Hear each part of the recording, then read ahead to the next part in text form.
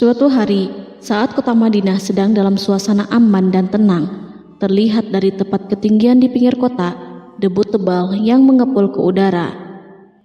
Debu itu semakin meninggi, bergumpal-gumpal hingga hampir menutupi angkasa. Angin yang bertiup menyebabkan gumpalan debu dari butiran pasir Sahara yang lembut dan terbang menghampiri pintu-pintu rumah di Madinah dan berhembus dengan kuatnya di jalan-jalan. Orang-orang menyangka ada badai yang menyapu dan menerbangkan pasir, tetapi kemudian dari balik tirai debu itu mereka mendengar terbesit kabar tentang kedatangan kafilah besar yang panjang. Tak lama kemudian 700 kendaraan yang syarat dengan muatannya memenuhi jalan-jalan dan mengguncang Madinah. Orang-orang saling memanggil dan mengajak sesamanya untuk menyaksikan keramaian ini, serta turut bergembira atas kedatangan harta dan rezeki yang dibawa kafilah itu. Ummul Mukminin Aisyah ketika itu mendengar suara hiruk-pikuk kafilah yang bergerak maju, bertanya, apakah yang terjadi di kota Madinah? Ada yang menjawab, kafilah Abdurrahman bin Auf baru datang dari Syam membawa barang-barang dagangannya. Jadi kafilah itu yang telah menyebabkan semua guncangan ini? Tanya Ummul Mukminin. Benar, wahai Ummul Mukminin. Jumlahnya 700 kendaraan. Ummul Mukminin menggeleng-gelengkan kepala. Pandangannya menerawang jauh seolah-olah sedang mengingat-ingat peristiwa yang pernah dilihat atau ucapan yang pernah didengarnya. Kemudian ia berkata, aku pernah mendengar Rasulullah bersabda, aku melihat Abdurrahman bin Auf masuk surga dengan merangkak. Abdurrahman bin Auf masuk surga dengan merangkak? Mengapa ia tidak memasukinya dengan melompat atau lari-lari kecil bersama angkatan pertama para sahabat Rasulullah? Sebagian sahabat menyampaikan cerita Aisyah kepadanya, maka ia pun teringat telah mendengarkan hadis dari Nabi lebih dari satu kali dan dengan redaksi yang berbeda-beda. Sebelum tali-tali pengikat perniagaannya dilepas, Abdurrahman melangkahkan kakinya ke rumah Aisyah lalu berkata kepadanya, engkau telah mengingatkanku suatu hadis yang tidak pernah kulupakan, maka saksikanlah bahwa kafilah ini dengan semua muatannya beserta kendaraan dan perlengkapannya aku persembahkan di jalan Allah. Seluruh muatan 700 kendaraan itu dibagi-bagikan sebagai perbuatan baik yang agung. Peristiwa yang satu ini saja sudah cukup untuk mengukir sebuah gambaran yang sempurna tentang kehidupan sahabat Rasulullah Abdurrahman bin Auf. Dialah saudagar sukses yang lebih sukses daripada kesuksesan yang pernah ada. Dia merupakan orang kaya dengan kekayaan yang melimpah ruah. Dia adalah seorang mukmin yang bijaksana yang tidak ingin bagian dari keuntungan agamanya hilang begitu saja dan tidak sudi kekayaannya membuat dirinya tertinggal dari kafilah iman dan pahala surga. Untuk itu, ia mendermakan harta kekayaannya dengan kemurahan hati dan kesadaran nurani. Sebelum saya melanjutkan kisahnya, dimohon kepada pemirsa untuk menonton video ini sampai selesai, serta mohon dukung channel ini supaya semakin berkembang dengan cara like serta berikan komen positifnya. Semoga dukungan pemirsa menjadi pahala dan dimudahkan segala urusan pemirsa di dunia dan akhirat. Bismillahirrahmanirrahim. Abdurrahman bin Auf adalah seorang dari 8 orang yang lebih awal masuk Islam. Abu Bakar datang kepadanya menyampaikan Islam, termasuk kepada Utsman bin Affan. Abdurrahman bin Auf telah memasuki Islam pada permulaan dakwah, yakni sebelum Rasulullah memasuki Darul Arqam dan menjadikannya sebagai tempat pertemuan dengan para sahabatnya yang beriman. Tidak ada persoalan yang tertutup bagi mereka dan tiada keraguan yang menjadi penghalang. Bahkan mereka segera bersama Abu Bakar As-Siddiq menemui Rasulullah untuk menyatakan baiat dan memikul bendera Islam. Sejak menganut Islam sampai berpulang ke rahmatullah dalam usia 75 tahun, ia selalu menjadi teladan yang cemerlang sebagai seorang mukmin yang besar. Hal ini menyebabkan Nabi memasukkannya dalam 10 orang yang telah diberi kabar gembira sebagai ahli surga. Umar mengangkatnya sebagai anggota majelis syuro yang terdiri dari 6 orang yang merupakan calon khalifah yang akan dipilihnya sebagai penggantinya. Cepatnya Abdurrahman masuk Islam telah menyebabkan dirinya harus mengalami penganiayaan dan penindasan dari Quraisy. Ketika Nabi memerintahkan para sahabatnya hijrah ke Habasyah, Abdurrahman bin Auf pun ikut berhijrah. Kemudian ia kembali lagi ke Mekah, lalu hijrah untuk kali keduanya ke Habasyah, dan selanjutnya hijrah ke Madinah. Keuntungannya dalam perniagaan sangatlah besar, hingga mencapai batas yang membuat dirinya merasa takjub dan heran, sehingga ia berkata, "Sungguh aku melihat diriku ini, seandainya mengangkat batu, niscaya aku temukan emas dan perak di bawahnya." Perniagaan bagi Abdurrahman bin Auf bukanlah jenis perdagangan yang tercela maupun monopoli. Bahkan ia sendiri bukanlah orang yang berlomba-lomba untuk mengumpulkan harta atas dorongan agar menjadi orang kaya. Sekali-kali bukan itu, melainkan suatu amal dan kewajiban yang keberhasilannya akan menambah kedekatan jiwa kepada Allah dan berkorban di jalannya. Abdurrahman bin Auf adalah seorang yang kuat emosi jiwanya, di mana ia menemukan kepuasan emosinya itu dalam amal yang mulia. Apabila ia tidak sedang sholat di masjid dan tidak sedang berjihad dalam peperangan, ia pasti sedang mengurus perniagaannya yang berkembang pesat. Sehingga kafilah-kafilah dari Mesir dan Syria membawa ke Madinah barang-barang muatan yang dapat memenuhi kebutuhan seluruh jazirah Arab, baik pakaian maupun makanan. Yang menunjukkan kepada kita bahwa seorang yang kuat emosi jiwanya adalah ketika kaum muslimin hijrah ke Madinah. Rasulullah pada waktu itu menerapkan aturan untuk mempersaudarakan 2 orang sahabat, salah seorang dari muhajirin warga Mekah dan yang lainnya dari Ansor penduduk Madinah. Persaudaraan ini berjalan dengan sempurna hingga membuat hati terpesona. Orang-orang Ansor yang merupakan penduduk asli Madinah membagi seluruh kekayaan miliknya menjadi 2 dengan saudaranya dari kalangan muhajirin. Bahkan istri pun direlakannya. Ketika itu Rasulullah mempersaudarakan antara Abdurrahman bin Auf dengan Sa'ad bin Rabi. Sa'ad bin Rabi berkata kepada Abdurrahman, "Saudaraku, aku adalah penduduk Madinah yang paling banyak harta. Silahkan pilih separuh hartaku dan ambillah. Aku juga mempunyai 2 istri. Perhatikanlah yang lebih menarik hatimu, dan aku akan menceraikannya sehingga engkau dapat memperistri dirinya." Abdurrahman bin Auf pun menjawab, "Semoga Allah memberkahi dirimu dalam istri dan hartamu. Tunjukkanlah kepadaku letak pasar." Abdurrahman pergi ke pasar. Ia berjual beli di sana dan mendapatkan keuntungan. Kehidupan Abdurrahman bin Auf di Madinah, baik semasa Rasulullah maupun sepeninggalnya beliau, selalu ditunaikannya dengan sempurna untuk memenuhi hak agama dan beramal di dunia. Perniagaannya sukses dan menguntungkan. Seperti diungkapkannya sendiri bahwa seandainya ia mengangkat batu dari tempatnya, pasti ia akan mendapatkan emas dan perak di bawahnya.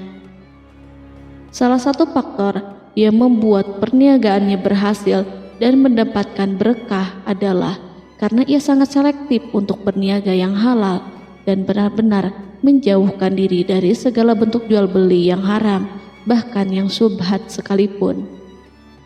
Selain itu, faktor yang menambah kejayaan dan keberkahannya adalah labanya yang bukan untuk Abdurrahman sendiri, melainkan di dalamnya terdapat bagian Allah yang ia penuhi dengan baik. Ia menggunakan hartanya untuk memperkokoh hubungan kekeluargaan dan mengeratkan tali persaudaraan, serta menyediakan perlengkapan yang diperlukan untuk tentara Islam. Bila total perniagaan dan kekayaan yang lainnya ditambahkan keuntungan yang diperolehnya dihitung, jumlah kekayaan Abdurrahman bin Auf itu dapat diperkirakan dengan memperhatikan jumlah yang dibelanjakannya di jalan Allah. Suatu hari, ia mendengar Rasulullah bersabda, "Wahai Ibnu Auf, engkau termasuk golongan orang kaya dan engkau akan masuk surga dengan merangkak." Karena itu, pinjamkanlah kekayaan itu kepada Allah agar Dia mempermudah langkahmu." Sejak ia mendengar nasihat Rasulullah ini dan menyediakan bagi Allah pinjaman yang baik, Allah justru semakin melipat gandakan kekayaannya hingga berlimpah ruah. Suatu hari, ia menjual tanah seharga 40.000 dinar. Kemudian uang itu dibagi-bagikan semuanya untuk keluarganya dari Bani Zuhrah, untuk para istri Nabi, dan untuk kaum muslimin yang miskin. Pada kesempatan lain, ia menyerahkan 500 ekor kuda untuk perlengkapan tentara Islam. Pada hari yang lain, ia menyerahkan 1.500 kendaraan unta. Menjelang wafat, ia mewasiatkan 50.000 dinar untuk diinfakkan di jalan Allah. Ia juga berwasiat bagi setiap orang yang ikut perang Badar dan masih hidup, masing-masing mendapatkan 400 dinar.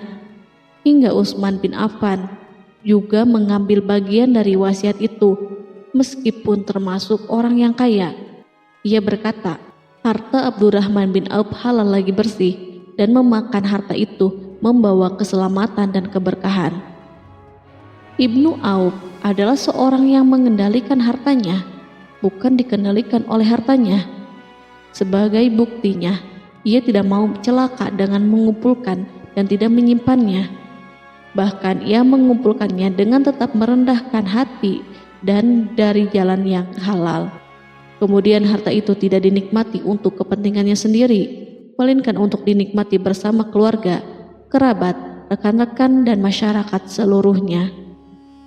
Karena begitu luas pemberian serta bantuannya, ada yang mengatakan seluruh penduduk Madinah berserikat dengan Abdurrahman bin Auf pada hartanya.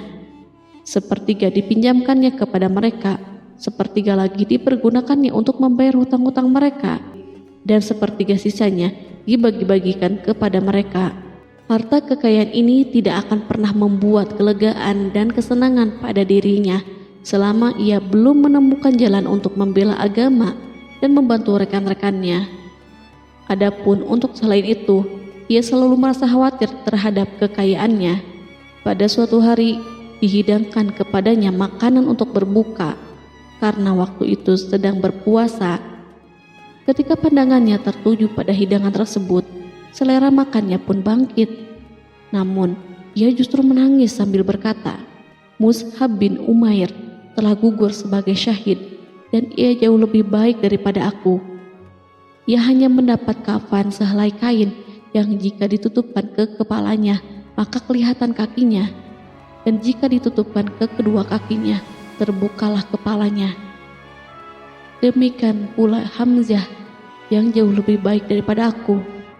Ia pun gugur sebagai syahid, dan saat akan dikuburkan hanya mendapatkan sehelai selendang. Dunia ini telah dihamparkan kepada kami seluas-luasnya, dan hasil sebanyak-banyaknya telah diberikan kepada kami. Sungguh kami khawatir bila pahala kebaikan kami telah disegerakan balasannya di dunia." Pada peristiwa lain, sebagian sahabat berkumpul bersamanya menghadapi jamuan makan di rumahnya. Tak lama setelah makanan diletakkan di hadapan mereka, Abdurrahman menangis sehingga rekan-rekannya bertanya, "Apa yang membuatmu menangis, wahai Abu Muhammad?" Ia pun menjawab, "Rasulullah telah wafat, dan semasa hidup beliau beserta keluarganya tidak pernah merasakan kenyang makan roti gandum. Apa harapan kita apabila dipanjangkan usia tetapi tidak menambah kebaikan bagi kita?" Demikianlah, kekayaan yang melimpah itu sedikit pun tidak membangkitkan kesombongan dan takabur dalam dirinya. Bahkan orang-orang mengatakan tentang dirinya, seandainya seorang asing yang belum pernah mengenalnya kebetulan melihatnya sedang duduk bersama budak-budaknya, niscaya ia tidak bisa membedakan di antara mereka. Tetapi bila orang asing itu mengenal satu saja sisi jihad Ibnu Auf dan ujian yang dihadapinya, ia pasti langsung mengetahui siapa dia. Misalnya, ia mengetahui bahwa di badannya terdapat 20 bekas luka di perang Uhud, dan bahwa salah satu dari bekas luka itu meninggalkan cacat pincang yang tidak sembuh-sembuh pada salah satu kakinya. Contoh lain, beberapa gigi serinya rontok di perang Uhud yang menyebabkan kecedalan yang jelas pada ucapannya. Saat orang asing itu tahu salah satu sisi ini, ia pasti menyadari bahwa laki-laki yang berperawakan tinggi dengan wajah berseri, kulit halus, pincang, cedal sebagai tanda jasa dari perang Uhud, itulah orang yang bernama Abdurrahman bin Auf. Semoga Allah ridho kepadanya. Kita sudah terbiasa memperhatikan tabiat manusia, bahwa harta kekayaan itu biasanya menyebabkan seseorang suka berkuasa. Artinya, orang-orang kaya selalu gandrung untuk memiliki pengaruh guna melindungi kekayaan mereka dan melipat gandakan pengaruh itu. Selain untuk memuaskan nafsu demi kebanggaan dan kepuasan pribadi, semua ini merupakan sifat yang biasa dibangkitkan oleh kekayaan. Tetapi bila kita melihat Abdurrahman bin Auf dengan segala kekayaannya yang melimpah, menemukan manusia ajaib yang sanggup menguasai watak dasar manusia dalam bidang ini dan melangkahinya ke puncak ketinggian yang istimewa. Peristiwa itu terjadi ketika Umar bin Khattab hendak berpisah dengan rohnya yang suci dan memilih 6 orang di antara mereka, para sahabat Rasulullah, agar memilih salah seorang di antara mereka untuk menjadi khalifah yang baru. Pada waktu itu, semua jari menunjuk kepada Ibnu Auf. Bahkan sebagian sahabat telah menegaskan bahwa dialah yang berhak menjadi khalifah di antara 6 orang itu. Namun, ia menjawab, "Demi Allah, seandainya diambilkan pisau lalu ditaruh ke atas leherku, kemudian kalian menusukkannya sampai tembus, itu lebih baik aku sukai daripada menerima jabatan tersebut." Demikian, saat awal 6 orang terpilih itu mengadakan pertemuan untuk memilih salah seorang di antara mereka untuk menjadi khalifah yang akan menggantikan Al-Faruq, Umar bin Khattab, Abdurrahman telah menyatakan kepada mereka bahwa ia telah melepaskan haknya yang dilimpahkan Umar kepadanya sebagai salah seorang dari 6 calon yang akan dipilih menjadi khalifah. Dengan demikian, kewajiban mereka untuk melakukan pemilihan itu terbatas di antara mereka yang berlima saja. Sikat juhudnya terhadap jabatan dan pangkat ini dengan cepat telah menempatkan dirinya sebagai hakim di antara 5 orang tokoh terkemuka itu. Mereka menerima dengan senang hati agar Abdurrahman bin Auf menetapkan pilihan kepada khalifah itu terhadap salah seorang di antara mereka berlima. Ali mengatakan, "Aku pernah mendengar Rasulullah menyifatimu bahwa engkau adalah orang yang dipercaya oleh penduduk langit dan dipercaya pula oleh penduduk bumi."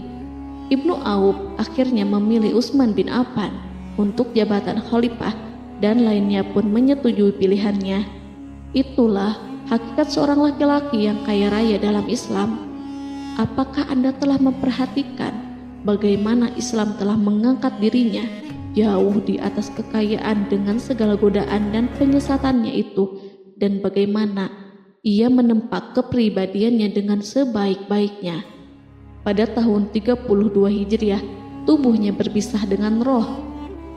Ummul Mukminin Aisyah memberinya kemuliaan khusus yang tidak diberikan kepada orang lain dengan memberikan usulan kepadanya ketika ia masih terbaring di ranjang menuju kematian agar bersedia dikuburkan di pekarangan rumahnya berdekatan dengan Rasulullah, Abu Bakar, dan Umar. Namun ia memang seorang muslim yang telah dididik Islam dengan sebaik-baiknya, sehingga merasa malu bila dirinya diangkat dan disandingkan dalam kedudukan tersebut. Selain itu, ia telah membuat janji dan ikrar yang kuat dengan Utsman bin Maz'un, yakni jika salah seorang di antara mereka meninggal sesudah yang lain, hendaklah ia dikuburkan di dekat sahabatnya itu. Saat rohnya bersiap-siap memulai perjalanan yang baru, air matanya meleleh, sedangkan lidahnya bergerak-gerak mengucapkan kata-kata, "Aku khawatir dipisahkan dari sahabat-sahabatku karena kekayaanku yang melimpah ruah." Namun, ketenangan dari Allah segera menyelimutinya. Lalu senyuman tipis menghiasi wajahnya disebabkan sukacita yang memberi cahaya dan kebahagiaan yang menenteramkan jiwa. Ia memasang telinganya untuk menangkap sesuatu, seolah-olah ada suara yang lembut merdu yang datang mendekat. Ia sedang mengenang kebenaran sabda Rasulullah yang pernah beliau ucapkan, Abdurrahman bin Auf di dalam surga. Ia barangkali juga sedang mendengarkan janji Allah dalam kitabnya. Orang yang menginfakkan hartanya di jalan Allah, kemudian tidak mengiringi apa yang diinfakkan itu dengan menyebut-nyebut dan menyakiti perasaan penerima, maka memperoleh pahala di sisi Rabb mereka.